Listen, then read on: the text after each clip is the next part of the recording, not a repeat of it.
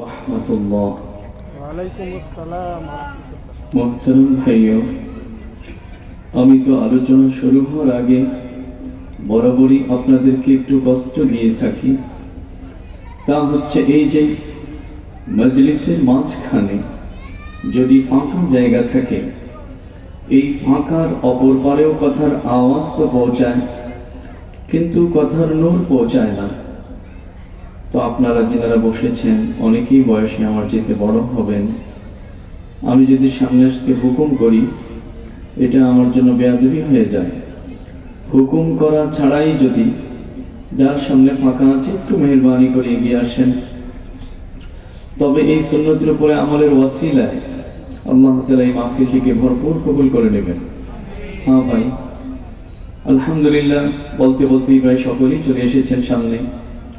আরেকটু কষ্ট আমি শুরুতে দিয়ে থাকি, আমাদের প্রথম বসাটা একটু সুন্নত তরিকায় হলে ভালো হয়।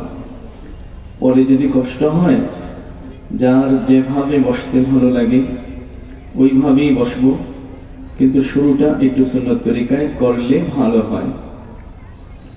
মাহফিলের আশেপাশে কেউ দাঁড়িয়ে থাকবো না, মেহেরবানি করে সকলেই সামিয়ানার নিচে জায়গা করে নিলে ভালো হয়। আল্লাহ তাআলা আমাদের সবাইকে আমল করার তৌফিক দান করেন। আলহামদুলিল্লাহ,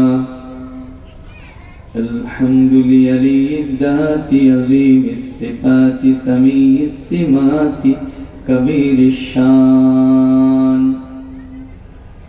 জলিলিল কদরি রফিউদ যিকরি মুতাইল আমরি জলিল বুরহান فخيم الاسم عزيز العلم وسيع الحلم كثير الغفران جميل الثناء جزيل العطاء مجيب الدعاء عميم الإحسان سريع الحساب شديد العقاب أليم العذاب عزيز السلطان ونشهد أن لا إله إلا الله وحده لا شريك له لا ضد له ولا ند له ولا مثل له ولا مثال له ونشهد أن سيدنا وسندنا وأولانا ومولانا محمدا عبده ورسوله أرسله بالحق بشيرا ونذيرا وداعيا إلى الله بإذنه وسراجا منيرا فقد قال الله تبارك وتعالى بعد أعوذ بالله من الشيطان الرجيم بسم الله الرحمن الرحيم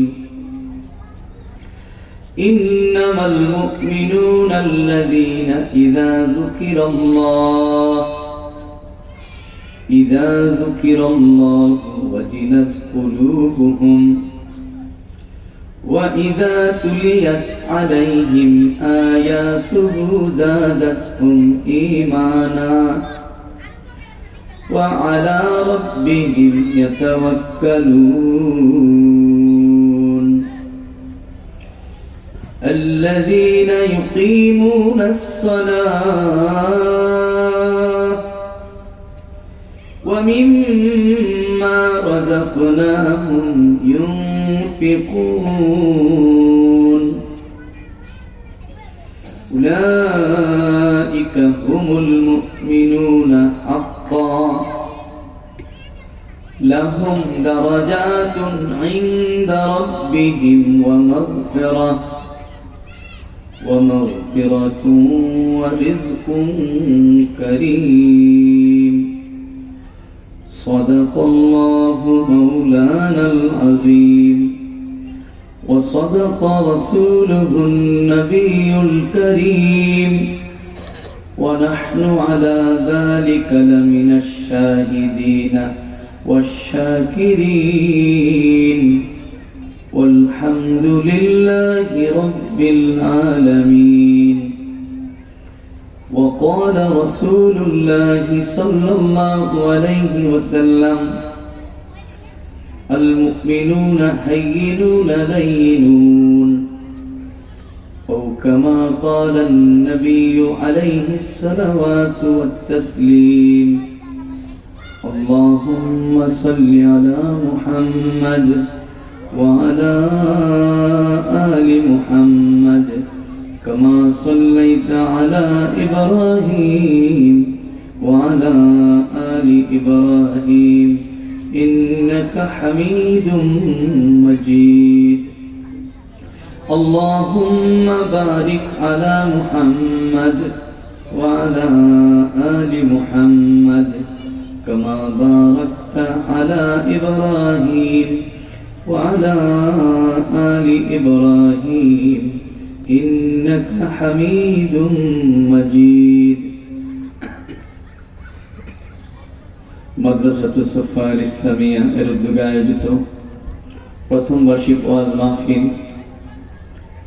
আল্লাহ তাআলা আমাদেরকে এখানে আসার বসার, কিছু কথা এই অধমকে বলা এবং আমাদের সবাইকে শোনার তৌফিক দান করেছেন। এই জন্য সকলেই শুকরিয়া আদায় করি, আলহামদুলিল্লাহ। মোহতরম মুআজ্জিজ ভাইও, আল্লাহ তাআলা সর্বপ্রথম জাহান্নাম তৈরি করেছেন, শাস্তির ঠিকানা। অতঃপর আল্লাহ তাআলা তৈরি করেছেন জান্নাত, শান্তির ঠিকানা। জাহান্নাম যখন তৈরি করা হলো, তার প্রবেশ পথ রাখা হলো 7টি। অনেকেই না জানার কারণে মনে করে জাহান্নাম 7টি, না, জাহান্নাম 1টি, দুজখ 1টি। তার প্রবেশ পথ হলো 7টি। আল্লাহ রাব্বুল আলামিন বলেন, লাহু সাবআতু আবওয়াব। জাহান্নামের প্রবেশ পথ 7টি, শাস্তির স্তর অনুযায়ী। সাকার, লাযা, হুতামা, হাবিয়া, সিজ্জিন, জাহান্নাম, এগুলি হচ্ছে দুজখের স্তরের নাম। তারপরে সমান পরিমাণ জান্নাত তৈরি করলেন, তারও প্রবেশ পথ রাখলেন 7টি। দারুস সালাম, দারুল করার, জান্নাতুল মাওয়া, জান্নাতুল আদন, 7। অতঃপর রব্বুল আলামিন আল মালাইকাতুল মুকাররাবা, নিকটবর্তী ফেরেশতাদেরকে নিয়ে একটি মজলিস কায়েম করলেন। সেখানে জিজ্ঞেস করলেন, ও আমার ফেরেশতাগণ, বলো দেখি আমার আরশের উপরে কি লেখা আছে? ফেরেশতাগণ জবাব দিলেন, পরওয়ারদিগার, আপনি তো ভালো জানেন, তোমাদের কাছ থেকে শুনতে চাই। ফেরেশতারা জবাব দিলেন, আরশের উপরে লেখা আছে, সাবাকাত রহমাতি আলা গাদাবি। আরশের উপরে লেখা আছে, আমি আল্লাহর যেমন রাগ গোসা আছে, এমনি ভাবে আমি আল্লাহর কাছে মায়া ও দয়াও আছে। তবে আমি আল্লাহর দয়া ও মায়া আমার রাগ গোসার চাইতে পরিমাণে বেশি আছে। আমার রাগের কারণে বানাইয়াছি জাহান্নাম, দয়ার কারণে বানিয়েছি জান্নাত। যেহেতু আমার দয়া বেশি, সুতরাং জান্নাতে একটি প্রবেশ পথ বাড়িয়ে দিতে চাই। সেই প্রবেশ পথটি এবং জান্নাতের সেই স্তরটির নাম হবে জান্নাতুল ফেরদাউস। ফেরেশতাগণ প্রশ্ন করলেন, রব্বুল আলামিন, সেই জান্নাতুল ফেরদাউসের বৈশিষ্ট্য কি হবে? রব্বুল আলামিন বলেন, জান্নাতের সকল স্তরে বিল্ডিংগুলির আলাদা আলাদা ছাদ দেওয়া হবে, তবে জান্নাতুল ফেরদাউসের ছাদ থাকবে ওয়াসাকফুহা আরশুর রহমান। আমি আল্লাহ তাআলার আরশটাই জান্নাতুল ফেরদাউসের ছাদ হিসাবে বসানো হবে। নিচতলায় জান্নাতুল ফেরদাউস, উপরের তলায় রব্বুল আলামিনের আরশ।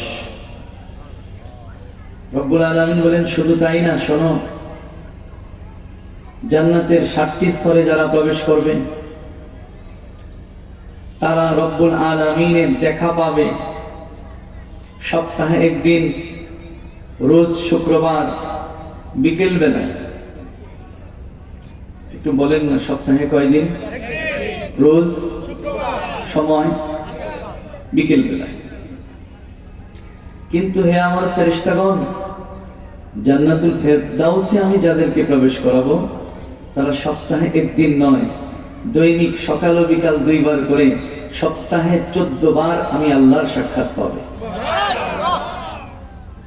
হে আমার ফেরেশতাগণ, জান্নাতে যারা প্রবেশ করবে ছোট ছোট বাচ্চা ছেলে, যাদের বয়স নিচে 9 উপরে 13, যাদেরকে কোরআনের ভাষায় বলা হয় উইলদান, হাদিসের ভাষায় বলা হয় রিলমান।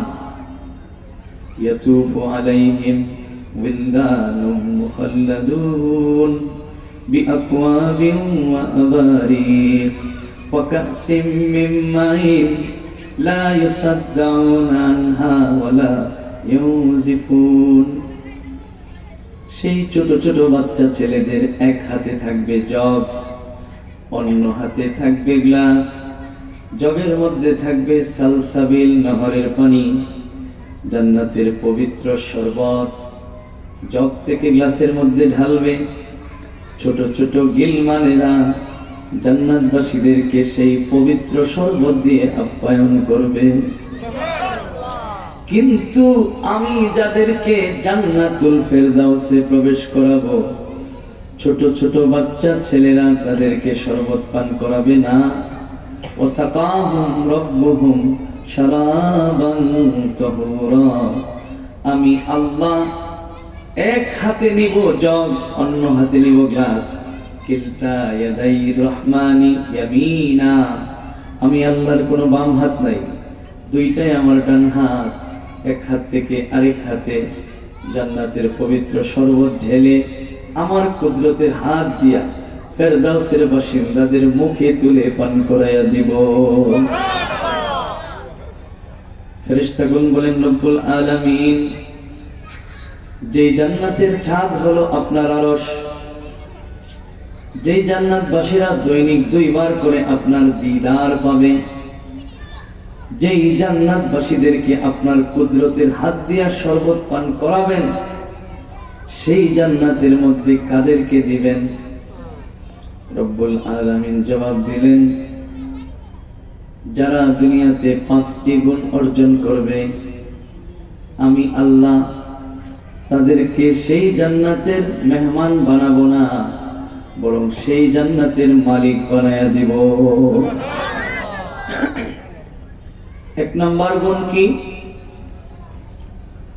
ইন্নামাল মুমিনুনা আল্লাযীনা ইযা যুকিরাল্লাহু ওয়াজিলাত কুলুবুহুম। প্রকৃত মুমিন যারা জান্নাতুল ফেরদাউসের বাসিন্দা হবে তাদের প্রথম গুণ হলো আল্লাহর নামের স্মরণে তাদের অন্তর কেঁপে ওঠে। ওয়াজিলাত কুলুবুহুম এর দ্বিতীয় ব্যাখ্যা, আল্লাহর জিকিরের দ্বারা তাদের অন্তর নরম হয়ে যায়। ওয়াজিলাত কুলুবুহুম এর তৃতীয় ব্যাখ্যা, আল্লাহর বিধান আসার সাথে সাথে অন্তর থেকে মান্য করে। ইন্নামাল মুমিনুনা আল্লাযীনা ইযা যুকিরাল্লাহু ওয়াজিলাত কুলুবুহুম। আল্লাহর নামে তাদের অন্তর ভয়ে কেঁপে ওঠে।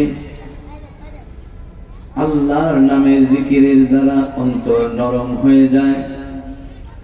আল্লাহর বিধান, এখানে জিক্রুল্লাহ, সাথে সাথে মান্য করে। ইমামুল মুহাদ্দিসিন আব্দুল্লাহ ইবনে মুবারকের ইন্তেকালের পরে ওনার এক আলেম বন্ধু স্বপ্নে দেখেন আব্দুল্লাহ ইবনে মুবারককে অনেক বড় একটি জান্নাত দেওয়া হয়েছে, সেই জান্নাতের মধ্যে আব্দুল্লাহ ইবনে মুবারক হাঁটতেছেন। সেই আলেম বন্ধু স্বপ্ন যুগে দেখা, তিনি বললেন, বন্ধু যেমন ইবাদত করছেন দুনিয়াতে, আল্লাহ আপনাকে জান্নাতটাও তেমনই দিয়েছেন। আব্দুল্লাহ ইবনে মুবারক, যিনার উপাধি হলো ইমামুল মুহাদ্দিসিন, মুহাদ্দিসদের ইমাম, ইমামুল উলামা, উলামারা যার অনুসরণ করে। বলেন না, ইমাম সাহেব সেজদায় গেলে সবাই কোথায়? ইমাম সাহেব রুকুতে গেলে সবাই। ইমাম মানে অনুসরণীয়। আব্দুল্লাহ ইবনে মুবারক ছিলেন উলামাদের অনুসরণীয়। তিনি জবাব দিলেন, ভাই আমি ইবাদত বেশি করতে পারি নাই, তবে আল্লাহ পাক দয়া করে তার চেয়েও বড় জান্নাতটাই আমাকে দিয়েছেন। তবে একটা কথা হইল, আমার বাড়ির পাশের বাড়ি ছিল এক কামারের বাড়ি, তাকে আল্লাহ তাআলা আমার জান্নাতের চাইতেও বড় জান্নাত দিয়ে দিয়েছেন। স্বপ্ন দেখার পরেই ঘুম ভেঙে গেছে। ঘুম ভাঙার পরে ওনার চিন্তা হলো, আব্দুল্লাহ ইবনে মুবারকের চাইতে বড় জান্নাত ওই কামার কি করে পাইল? তিনি চলে গেলেন কামারের বাড়িতে। কামারের বাড়ি থেকে ডাক দিলেন কামারের বিবিকে, বলে, আমি জানি পর্দার কারণে আপনি বাহিরে আসতে পারবেন না, তবে আমার মনে বড় একটি প্রশ্ন, আমি আপনার কাছে সেই প্রশ্নের উত্তর চাই। কারণ ঘরের মানুষের কাছে স্বামীর সব সংবাদ থাকে, কোনো গোপন জিনিসও বিবির কাছে গোপন থাকে না। আপনার স্বামী এমন কি আমল করত যার কারণে আমি স্বপ্নে দেখলাম আব্দুল্লাহ ইবনে মুবারকের জান্নাতের চাইতেও বড় জান্নাত আল্লাহ তাকে দিয়ে দিয়েছেন। বিবি বললেন, আমার স্বামী পেশায় ছিলেন কামার, কিন্তু তার দুইটা কথা আমার কাছে খুব ভালো লাগতো। যদি আল্লাহ পাক বড় জান্নাত দিয়ে থাকেন, আমার মনে হয় এই দুইটা কারণেই, অন্য কোনো কারণ নাই। প্রথম কারণ হলো গরমের দিন, প্রচন্ড গরম, ঘরের মধ্যে থাকা দায়। এই কঠিন গরমের মধ্যে আব্দুল্লাহ ইবনে মুবারক সারা রাত ওনার বিল্ডিং এর ছাদের মধ্যে দাঁড়িয়ে নামাজ পড়তেন, ইবাদত করতেন। অভাবের কারণে আমার স্বামী কামারের কাজ করতেন, এত গরমের মধ্যেও আগুনের পাশে বসে থাকতেন, হাতুড়ি দিয়ে লোহা পিটাইতেন। তবে তিনি আফসোস করিয়া এই কথাটা বলতেন, পরওয়ারদিগার, আব্দুল্লাহ ইবনে মুবারককে তুমি ইলম দিয়েছো। অনেক মানুষ ইলম থাকে কিন্তু আমলের জজবা থাকে না। আব্দুল্লাহ ইবনে মুবারককে তুমি আমলের জজবাও দিয়েছো। অনেক মানুষের আমলের জজবা থাকে কিন্তু সুযোগ থাকে না, অভাবের কারণে অনেক কাজ করতে হয়। কিন্তু আল্লাহ তুমি আব্দুল্লাহ ইবনে মুবারককে পৈতৃক সম্পত্তি দিয়া ওনাকে তুমি ধনীও বানায় দিছো, ওনাকে কোনো কাজ করতে হয় না, যার কারণে সারা রাত বিল্ডিং এর ছাদের মধ্যে ইবাদত করে। আমিও কিন্তু কম ছিলাম না, আমারও আগ্রহ ছিল, কিন্তু আফসোস এই গরমের মধ্যে আব্দুল্লাহ ইবনে মুবারক ছাদের মধ্যে নামাজ পড়ে, আর আমি হাতুড়ি দিয়া লোহা পিটায়া আমি জিনিসপত্র বানাই। তবে তোমার কাছে একটা আবদার মাওলা, সবাই আমাকে কামার বলে, কিন্তু কাল কিয়ামতে যখন দেখা হবে তুমি আমারে কামার বলে ডাক না দিয়া তোমার গোলাম বলে ডাক দিও। হাসরের ময়দানে যেন আমার পরিচয় হয় আমি আল্লাহর বান্দা, আল্লাহর গোলাম।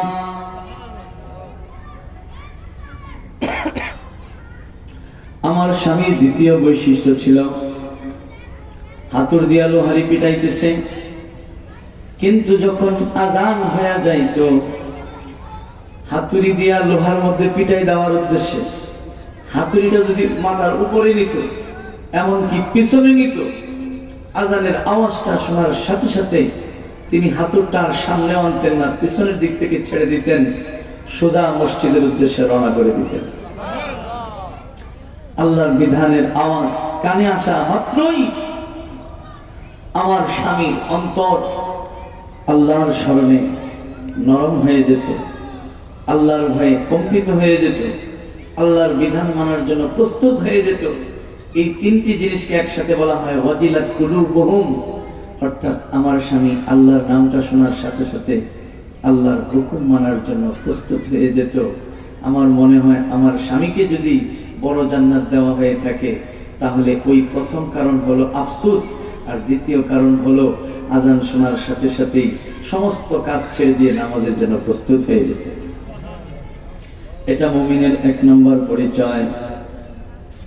আজানের আওয়াজ শুনে সেই কামার সাথে সাথেই মসজিদে চলে যান, অথচ মুসলমানের সন্তান পরিচয় দিয়া অন্তরের ভিতরে মুনাফিক নাউজুবিল্লাহ বলে আজানের আওয়াজ নাকি তার কাছে বেশ্যা নারীর আহ্বানের মতো মনে হয়।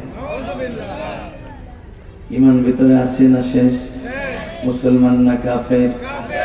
আজানকে যে বেশ্যা নারীর ডাকের সাথে তুলনা করে, বেশ্যা ডাকে পাপ কাজের জন্য কাস্টমার, আজান আল্লাহর ডাক নামাজের জন্য, এই তুলনাটা দেওয়ার সাথে সাথে কাফের হয়ে যাবে, ঈমান থাকবে না।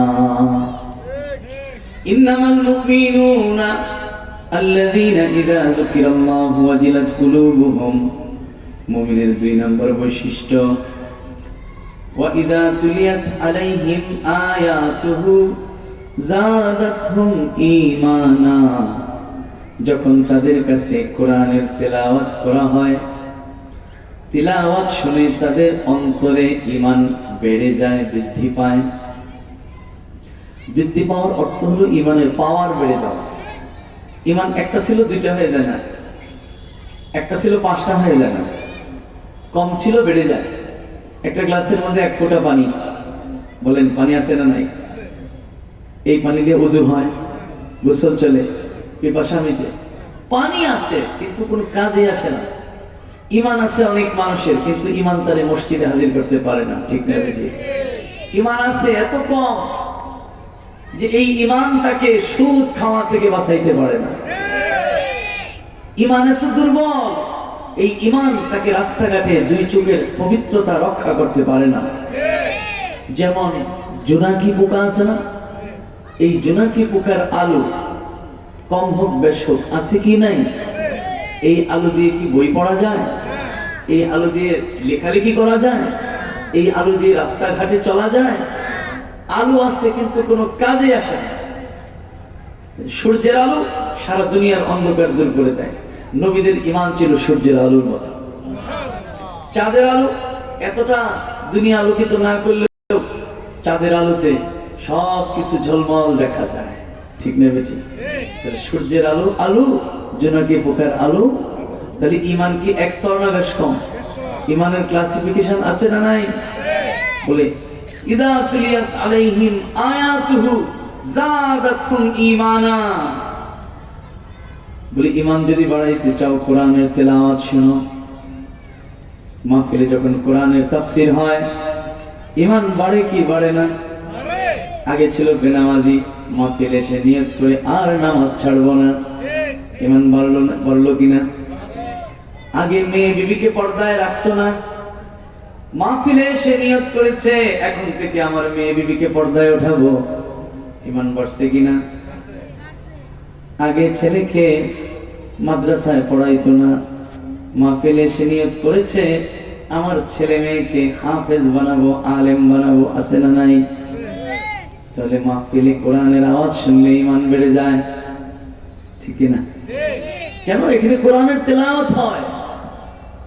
ছোট ছোট নাবালিগ বাচ্চারা মাদ্রাসায় যখন ভোর রাত্রে উঠে কোরআনের তেলাওয়াত করে, ওই বাচ্চাগুলির সিনায় ঈমান থাকে কি থাকে না? কোরআনের আওয়াজ শুনলেই ঈমান বেড়ে যায়। লাবিদ ইবনে রবি আরব দেশের বিখ্যাত কবি ছিলেন। মক্কার কাফেররা সবাই মিলে যুক্তি করল যে মুহাম্মদ বানিয়ে বানিয়ে কবিতা বলে আর দাবি করে এটা আল্লাহর কোরআন, আল্লাহর কালাম।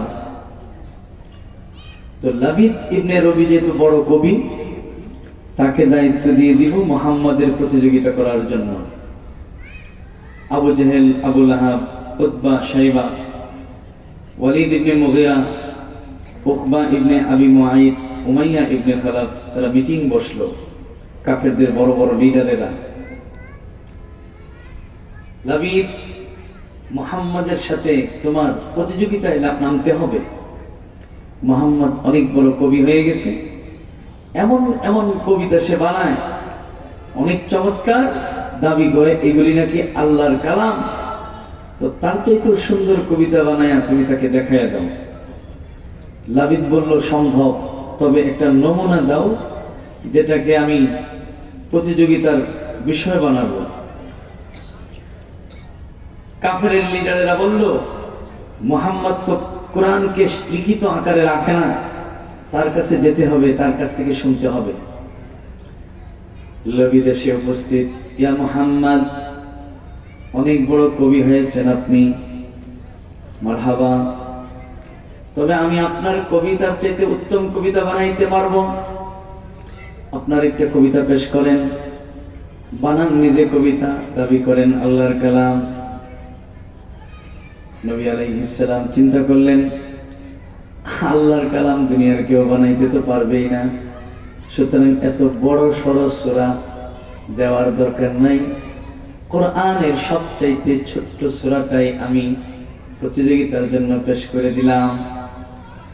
আউযু বিল্লাহি মিনাশ শাইতানির রাজীম, বিসমিল্লাহির রহমানির রহিম, ইন্না আ'তাইনাকাল কাউসার ফাসাল্লি লিরাব্বিকা ইন্না শানিআকা হুয়াল।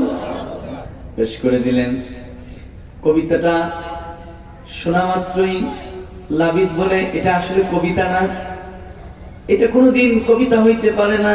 আপনি যে বলছেন এটা সূরা, এটা কোনোদিন মানুষের কালাম হইতে পারে না, সুতরাং আমাকে কালিমা পড়ান, আশহাদু আল্লা ইলাহা ইল্লাল্লাহু ওয়া আশহাদু আন্না মুহাম্মাদান আবদুহু ওয়া রাসূলুহু।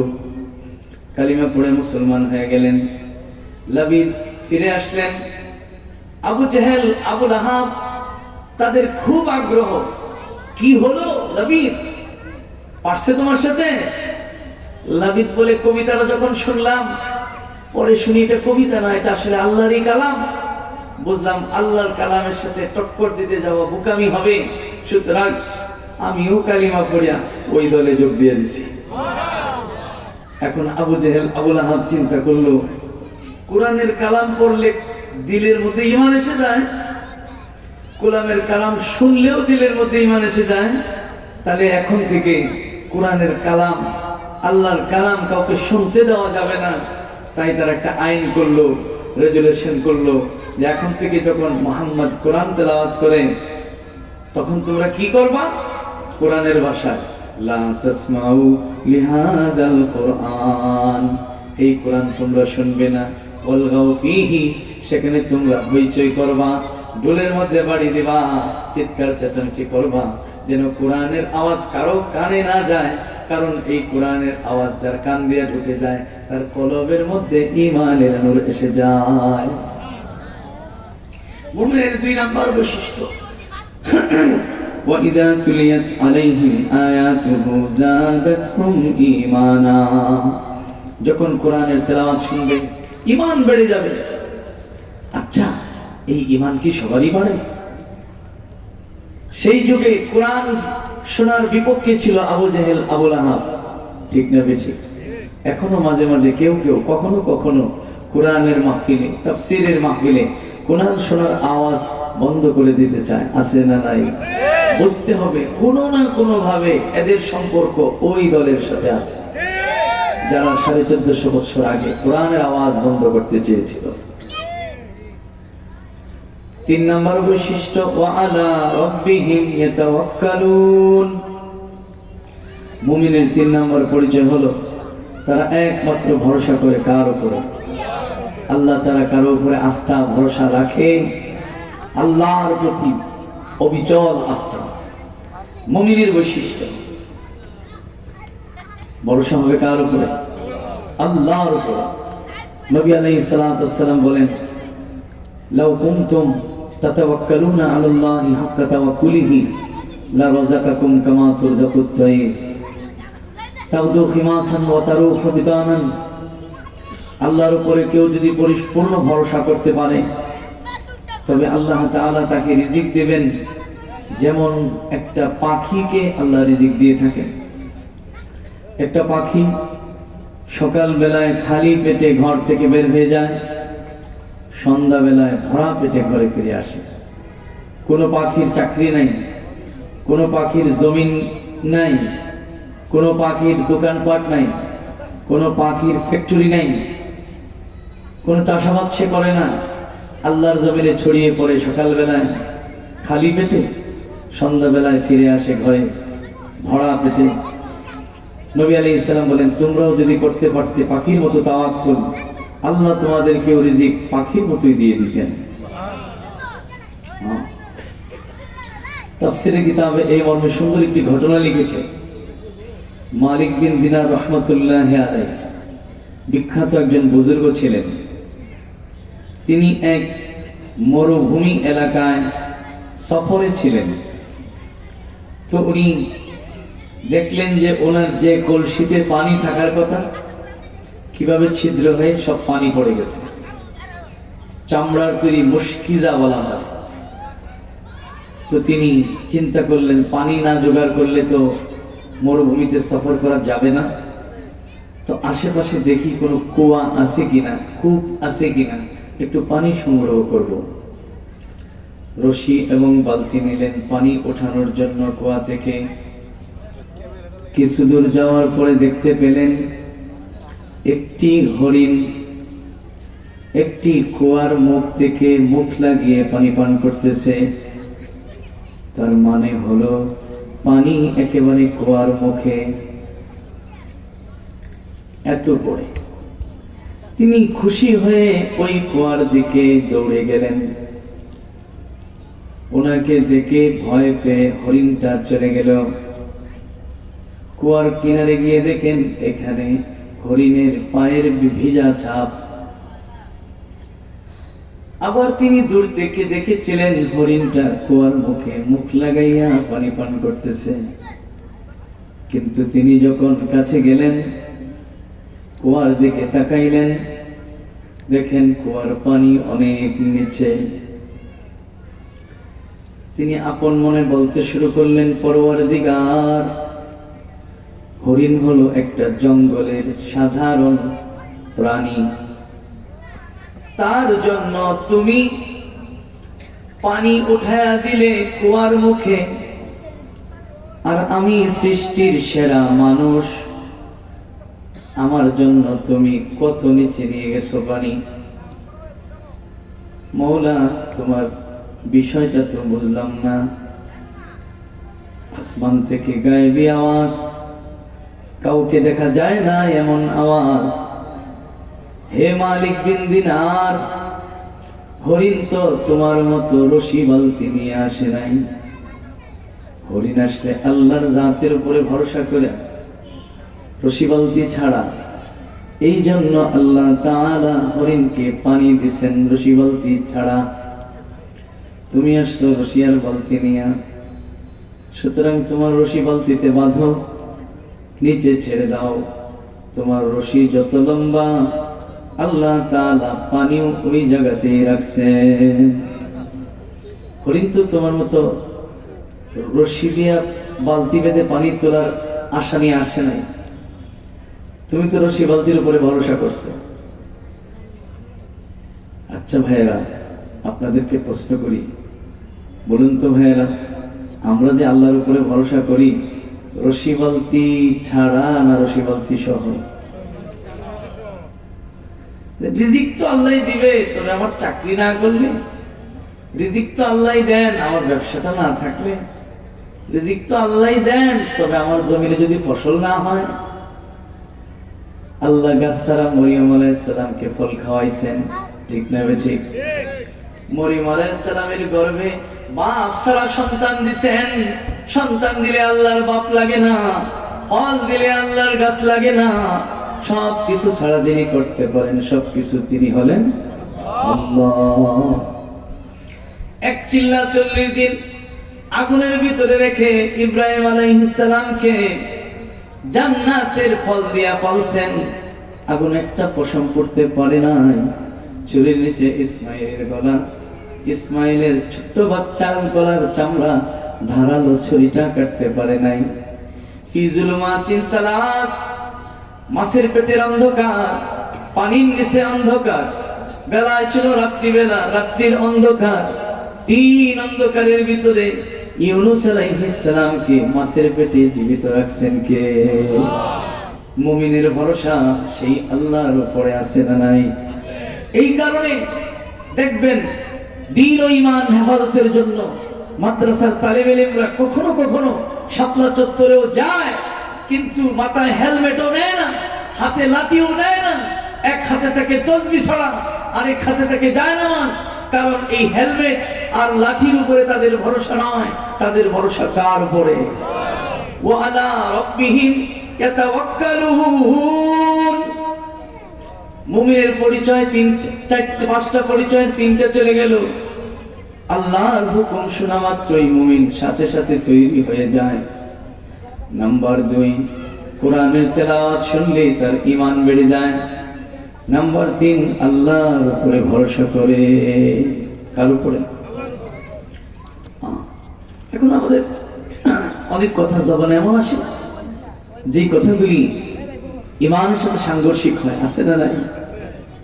আছে। ট্রাকের পিছনে পুরাতন জুতা বেঁধে রাখছে, ভাই এটা কেন রাখছেন? কোন নজর লাগবে না? নজর থেকে হেফাজতের মালিককে। মুমিন ভরসা করবে আল্লাহর উপরে। সুতরাং মুমিনের কোন পরিবহনের মধ্যে ছিঁড়া জুতা থাকবে না। ভরসা কার উপরে? গলার মধ্যে কাঁটা লাগছে, বলে কার পায়ে ধরো? বিড়ালের পায়ে ধরতে হবে। ফালাউলা ইযা বালাগাতিল হুলকুম, আপনি দোয়াটা পড়েন, সাথে সাথে গলার কাঁটা নামিয়ে দিবেন কে? একজনকে দেখছি স্টিয়ারিং সালাম করে, গাড়ির স্টিয়ারিং সালাম করতেছে। কি ভাই স্টিয়ারিং সালাম করছেন কেন? বলতেছে হুজুর অ্যাক্সিডেন্ট থেকে বাঁচার জন্য। অ্যাক্সিডেন্ট থেকে বাঁচানোর মালিককে স্টিয়ারিং সালাম করার কোনো প্রয়োজন? বিসমিল্লাহি তাওয়াক্কালতু আলাল্লাহ বলে ঘর থেকে বাহির হন। সুবহানাল্লাযী সাখখারা লানা হাযা ওয়া মা কুন্না লাহু মুকরিনিন ওয়া ইন্না ইলা রাব্বিনা লামুনকালিবুন। দোয়াটা পড়েন, অ্যাক্সিডেন্ট থেকে হেফাজত করবেন কে? মুমিনের যাবতীয় কাজে ভরসা হবে কার উপরে? কুসংস্কারে মুমিন কখনো বিশ্বাস?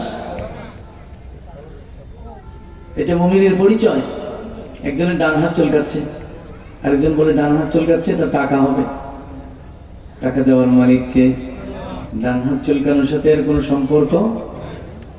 একটা মেয়ের নাক ঘামতেছে, আরেকজন বলল মেয়েটার নাক ঘামতেছে, মেয়েটার স্বামীর কাছে আদর পাবে। বলে কি বলে না? বলেন না, স্বামীর কাছে আদর দেওয়ার মালিককে? নাক ঘামার সাথে এর কোনো সম্পর্ক? মুমিনের বিশ্বাস কার উপরে? হাতের তালু চুলকানো, নাক ঘামা, এই সমস্ত বিশ্বাসে মুমিন বিশ্বাসী হয় না। মুমিন জানে সব কিছু করার মালিককে। গাড়িটা চলতেছিল, হঠাৎ করে স্লো করে দিল। কিরে ভাই গাড়ি স্লো করলেন কেন? কয়েকখানে গরম বাবার মাজার আছে, যদি গাড়ি স্লো না করি তাহলে অ্যাক্সিডেন্ট করায় দিলে। আচ্ছা আল্লাহর ওলিরা কি মানুষের উপকার করে না ক্ষতি করে? অ্যাক্সিডেন্ট করলে উপকার হবে না ক্ষতি হবে? সুতরাং যারা মানুষের ক্ষতি করে তারা আল্লাহর ওলি হইতে পারে? গরম বাবা। আল্লাহর ওলিরা কি গরম হয় না নরম হয়? সুতরাং মাজারের কাছে এসে গাড়ি স্লো করেছে, কাজটা কি ঈমানি না শিরকি? মুমিনের ভরসা আল্লাহর উপরে, সে শিরকে বিশ্বাস করে না। 4 নাম্বার বৈশিষ্ট্য, জান্নাতুল ফেরদাউসে যাইতে হইলে আল্লাযীনা ইউকিমুনাস সালাহ, যারা নামাজ কায়েম করে। যারা কি করে? নামাজ পড়া এক জিনিস, কায়েম করা আরেক জিনিস। কায়েম করার প্রথম বৈশিষ্ট্য হলো যারা নামাজ কায়েম করবে আল্লাযীনা হুম ফি সালাতিহিম খাশিউন, তারা নামাজ আদায় করবে ধ্যান সহকারে। ঠিক না বেঠিক? আলী রাদিয়াল্লাহু তাআলা আনহুর পায়ের মধ্যে তীর লেগে গেছে, এমন ভাবে লেগেছে খোলা তো দূরের কথা, ধরাও যায় না। তো তিনি বললেন, এইভাবে খুলতে চেষ্টা করলে তোমরা পারবে না, আমি বরং নামাজে দাঁড়িয়ে যাই, তখন চেষ্টা করো। নামাজে দাঁড়িয়ে গেলেন, সাথে সাথেই তীর খুলে ফেলা হলো। লম্বা সময় নামাজ শেষে জিজ্ঞেস করেন, তোমরা কি আমার তীর খুলতে আসলে নাকি? বলে, আমিরুল মুমিনিন, আপনি যখন নামাজে দাঁড়াইছেন সাথে সাথে আপনার তীর খুলে ফেলছি। তিনি বলেন, আল্লাহর কসম, আমি একটু টের পাই নাই। নামাজের আগে ধরাও যায় না, আর নামাজে দাঁড়াইলে টেরও পান না। এইটা হলো খুশুর চূড়ান্ত পর্যায়। এইভাবে নামাজ যে পড়ে, আল্লাহ পাক তাকে জান্নাতুল ফেরদাউস দিয়ে দিবেন। জান্নাতুল ফেরদাউসের জন্য নামাজ কায়েম করতে হয়। কায়েম করার দ্বিতীয় ব্যাখ্যা হলো ওয়ালা সালাওয়াত আল্লাযীনা আলা সালাওয়াতিহিম ইউহাফিজুন, যারা যথা সময়ে নামাজ পড়ে, যথা নিয়মে যথা সময়ে নামাজ পড়ে। রাত্রের 1টা 2টা পর্যন্ত মোবাইল টিপতে টিপতে সকালে 8টার সময় ঘুম থেকে উঠে না, ফজরের নামাজ কাজা হয়ে গেল। জান্নাতুল ফেরদাউস তার জন্য নয়। মুমিন যথা সময়ে নামাজ পড়ে, তাহলে ধ্যান সহকারে নামাজ পড়ে 1 নম্বর ব্যাখ্যা। যথা সময়ে নামাজ পড়ে 2 নম্বর ব্যাখ্যা। 3 নম্বর ব্যাখ্যা হলো ওয়ারকাউ মা'আর রাকিঈন, একাকী নামাজ পড়ে না পুরুষ মানুষ, জামাত সহকারে নামাজ পড়ে। 4 নম্বর ব্যাখ্যা, মুমিন নামাজ কায়েম করে শুধু নিজে পড়ে না, নামাজ পড়লে যে লাভ, ছাড়লে যে ক্ষতি, নামাজ পড়লে যে আল্লাহ শান্তি দিবেন, ছাড়লে যে শাস্তি দিবেন, এই কথা বুঝাইয়া বুঝাইয়া মানুষকে আল্লাহর ঘরে এনে নামাজি বানানোর চেষ্টা করে।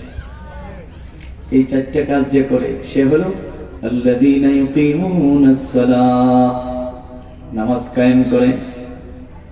মুমিন জান্নাতুল ফেরদাউসে যাইতে হলে 5 নম্বর বৈশিষ্ট্য হলো ওয়া মিম্মা রাযাকনাহুম ইউনফিকুন। আল্লাহ পাক বলেন, আমি আল্লাহ তাদেরকে যে মাল দিয়েছি, আমি দিয়েছি, সেখান থেকে আমার রাস্তায় খরচ করে। দিয়া ধন বুঝে মন, কেড়ে নিতে কতক্ষণ। আমি আমার একটা ছেলেকে বিস্কিটের প্যাকেট কিনে দিলাম। বলেন, ভাইয়া বিস্কিটের প্যাকেটটা কে দিয়েছে? আমি। আবার ছেলেরে বললাম, বাবা আমার একটা বিস্কুট দাও, আমার একটা দাও। আসলে কি আমার বিস্কুটের দরকার না মন পরীক্ষা? ছেলে যদি ওই সময় একটা বিস্কুট তুলে দেন আমার হাতে, আমার দেওয়া বিস্কুট থেকে আমার একটা বিস্কুট দিছে, কত খুশি লাগে বাবার মন, বাবাই বুঝতে পারে। ঠিক না বেঠিক? তাহলে ধন সম্পদ কে দেন? আবার আমাদের কাছে কিছু চাইছেন। তুমি প্রকৃত মুমিন বলে নিজের কষ্টার্জিত পয়সা যখন বান্দা আল্লাহর রাস্তায় খরচ করে, আল্লাহ পাক এত খুশি হন, ফেরেশতাদেরকে বলেন, হে ফেরেশতারা দেখো, এমন মানুষ বানাইতে নিষেধ করছিলা তোমরা। দান করা আমার অভ্যাস, আমি হইলাম দাতা, আর বান্দা আমার অভ্যাস আয়ত্ত করার চেষ্টা করতেছে।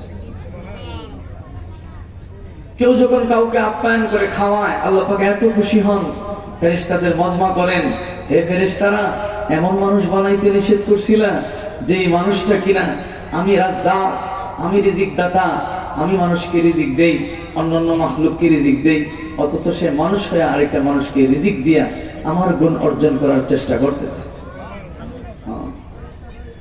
মুমিনের ৫ম বৈশিষ্ট্য যা ওমিম্মা রাযাকনাহুম ইউনফিকুন। কিন্তু আমরা অনেক মানুষ আছি না ঠেকলে দান করতে রাজি না। এই আয়াতের তাফসীরের মধ্যে থানবী রাহমাতুল্লাহ আলাইহি লিখছেন, এক লোক রুটি খাইতে বসছে খোলা জায়গায়, তো রুটির একটা টুকরা এক কাকে নিয়ে ওড়াল দিছে। এমন কিপটা কাকের পিছনে দৌড়তেছে, রুটি রেখে দিবে। যেই ডালে বসে কাক খালি ঢিল মারে, উড়ে যায় কাক আরেক ডালে বসে, খাইবে কখন, সুযোগ তো পাচ্ছে না, আবার ঢিল মারে, আবার আরেক ডালে বসে খালি ঢিল মারে। কাকেও মনে মনে চিন্তা করে এই লোকের রুটিটা, এই কিপটা রুটি না নিলে মনে হয় ভালো ছিল। ও ঢিল মারতেছে, আরেকবার সামনে পড়ছে নদী, ছোট্ট একটা নদী, কাক একেবারে ওড়াল দিয়ে নদী পার হয়ে গেছে। এই লোক দেখলো কাঠের ডিঙ্গি নৌকাও নাই, কলা গাছের ভেলাও নাই, নদী কেমনে পার হয়? পরে বলতেছে পশু পাখিরে খাওয়াইলেও সব হয়, হে কাউয়া যা, রুটিটা তোরে দান করে দিলাম। দান করছে কেন? রাখার যে উপায় নেই। আল্লাহ পাক বলে না না না, জান্নাতুল ফেরদৌসের মালিক তারা না যারা ঠিককে দান করে, বলকে ওমিম্মা রাযাকনাহুম ইউনফিকুন। আল্লাহু আকবার। সহিহ বুখারীতে আসছে, সহিহ বুখারীতে আসছে দান করলে 9টি ফায়দা হয়। তার মধ্যে একটা হলো দানের দ্বারা আল্লাহ তাআলা হায়াত বাড়ায় দেন। নবীগণের মধ্যে একজন নবী ছিলেন, তিনি হযরত দাউদ আলাইহিস সালাম, যিনার সাথে আল্লাহ তাআলা আজরাইল আলাইহিস সালামের বন্ধুত্ব পাঠিয়ে দিয়েছিলেন। এই জন্য আজরাইল আলাইহিস সালাম সপ্তাহে সপ্তাহে দাউদ আলাইহিস সালামের কাছে আসতেন। যখনই আসতেন দাউদ আলাইহিস সালাম জিজ্ঞেস করতেন, আকাবিদান হামজা ইরান, দোস্ত আপনি কি জান কবজ করতে আসছেন নাকি বন্ধু হিসেবে দেখা করতে আসছেন? বলে না, বন্ধু হিসেবে দেখা করতে আসছে। তো আজরাইল আলাইহিস সালাম এক যুবকের দিকে তাকায় হাসতেছেন। দোস্ত এই যুবকের দিকে তাকিয়ে হাসেন কেন? আজরাইল আলাইহিস সালাম বললেন, আল্লাহর কুদরতের কথা চিন্তা করে হাসি। কত মানুষ বিছানায় শুয়ে আছে, দিনের পরে দিন জান কবজ করা হয় না, অথচ এই যুবকটা টকবগে তরুতাজা এক যুবক, তার ব্যাপারে বৃষ্টি এসে গেছে আমার কাছে, তার একটু পরেই জান কবজ করা হবে। আল্লাহর কুদরতের কথা চিন্তা করে মনে হাসি আসলো। মজলিস সেদিন খতম। এক সপ্তাহ পরে আবার আসছেন আজরাইল আলাইহিস সালাম দাউদ আলাইহিস সালামের কাছে। আকাবিদান আমজা ইরান, ও বন্ধু আজরাইল, আজরাইল হিসাবে আসছেন জান কবজ করতে না বন্ধুত্বের খাতিরে? বলে না, বন্ধুর সাথে বন্ধুর দেখা। তাহলে আমার একটা প্রশ্ন আছে আজকে। বলে কি প্রশ্ন? গত সপ্তাহে যে যুবক বলছিলেন একটু পরে জান কবজ করা হবে, তাহলে তো এক সপ্তাহ পর্যন্তই আনাগোনা করতে দেখতেছি, কথা তো মিলল না। আজরাইল আলাইহিস সালাম বলেন, যে প্রশ্ন আপনি করেছেন এই প্রশ্ন আমারও। আমি আল্লাহকে জিজ্ঞেস করলাম, আল্লাহ লিস্টি দিলেন, না করলেন কেন? লিস্টি দিয়েও না করছি, হে আজরাইল তুমি কি জানো না? যুবকটার যখন লিস্টি দিয়ে দিছি তোমার কাছে, ঠিক এমন সময় একটা বুড়া মানুষ আইসা বলে, আল্লাহর রাস্তায় আমার কিছু সাহায্য করেন। যুবক পকেটের মধ্যে হাত দিয়া যা ছিল দিয়ে দিছে। আর আমি আল্লাহ ওয়াদা করছি, যখন যা কারো কাছে আছে তাই দিয়ে দেন, এই যা ছিল তা দিয়ে দিলে আমি আল্লাহ তার জন্য যে দোয়া করা হয় সাথে সাথে কবুল করে দেই। যুবক দোয়া করছে, আল্লাহুম্মা জিদ উমরাহু, হে আল্লাহ তার হায়াত বাড়ায় দাও।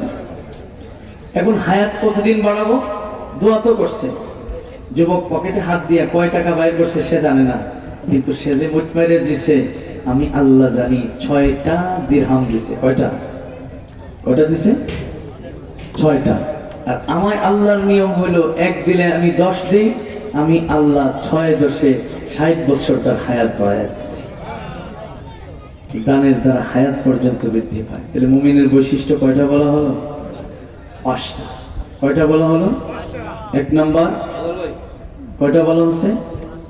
1 নাম্বার মুমিনের প্রথম পরিচয় হলো যারা মুমিন আল্লাহর স্মরণে তাদের অন্তর কেঁপে ওঠে আল্লাহর ভয়ে। নাম্বার 2, যারা মুমিন তারা কি করে? আল্লাহর কোরআনের তেলাওয়াত শুনলে তাদের ঈমান বাড়ে। নাম্বার 3, আল্লাহর উপরেই তারা পরিপূর্ণ ভরসা করে। নাম্বার 4, নামাজ কায়েম করে। নাম্বার 5, আল্লাহ তাআলার দেওয়া রিজিক থেকে আল্লাহ তাআলার রাস্তায় দান করে। এই 5টি বৈশিষ্ট্য জান্নাতুল ফেরদাউসে যেতে হলে আমরা সেইগুলি মানব তো ইনশাআল্লাহ। দাওয়াত ও তাবলীগের কাজ করব উলামায়ে কেরামের পরামর্শক্রমে, সময়ের সুযোগে 4 মাস 3 চিল্লা আল্লাহ রাস্তায় লাগাবো। নাম্বার 2, হক্কানি আল্লাহ ওয়ালাদের হাতে হাত দিয়ে তওবা করব, প্রয়োজনে বায়াত হয়ে নেক আমল শুরু করব। নাম্বার 3, নিজেদের সন্তানদেরকে ইলমে দ্বীন শেখাবো, হাফেজ আলেমের পিতা হব। পিতা হওয়ার সুযোগ নাই তো নানা হব, দাদা হব। রাজি আছেন ইনশাআল্লাহ?